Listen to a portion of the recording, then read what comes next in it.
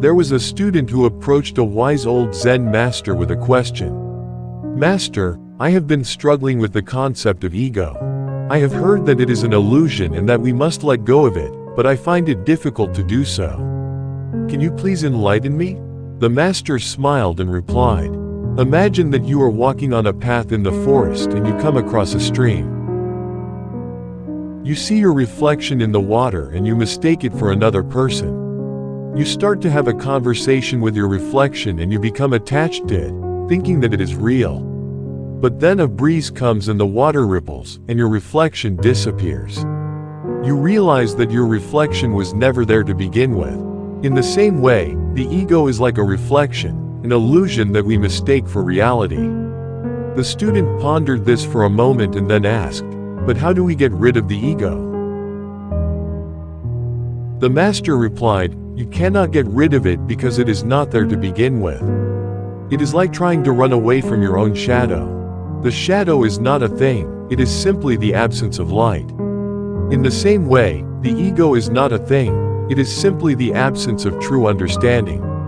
True understanding comes from recognizing that there is no ego, only a sense of self that arises from our experiences and perceptions.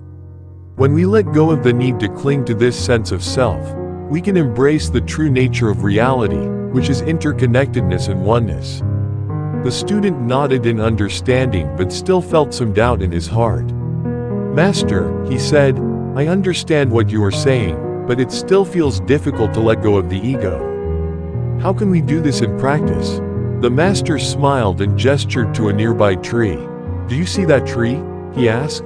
"It stands tall and proud, rooted deeply in the earth, but it does not have an ego. It does not strive to be anything other than what it is. It simply grows and flourishes in harmony with its surroundings." The student looked at the tree and thought about this for a moment. "But Master," he said, "we are not trees. We are complex beings with thoughts and emotions. How can we be like the tree?" The master nodded. "Indeed, we are not trees," he said, "but we can learn from them. Just as the tree grows and flourishes in harmony with its surroundings, we too can grow and flourish in harmony with our true nature. We can cultivate mindfulness and awareness, and learn to let go of our attachment to the illusion of the ego.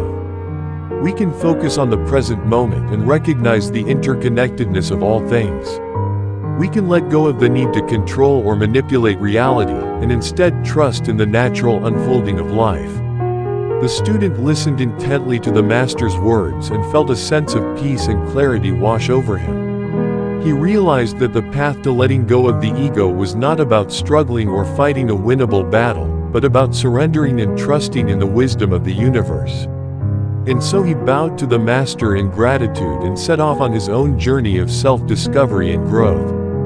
The moral of the story is that the ego is not something we can get rid of, as it is merely an illusion that arises from our experiences and perceptions. So don't waste your energy on a battle you can't win.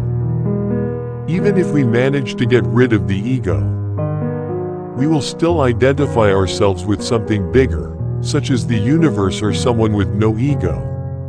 And that is still a form of identification. Therefore, the path to self-discovery and growth is about cultivating mindfulness and awareness, letting go of attachment that you have to yourself and embracing the interconnectedness and oneness of all things.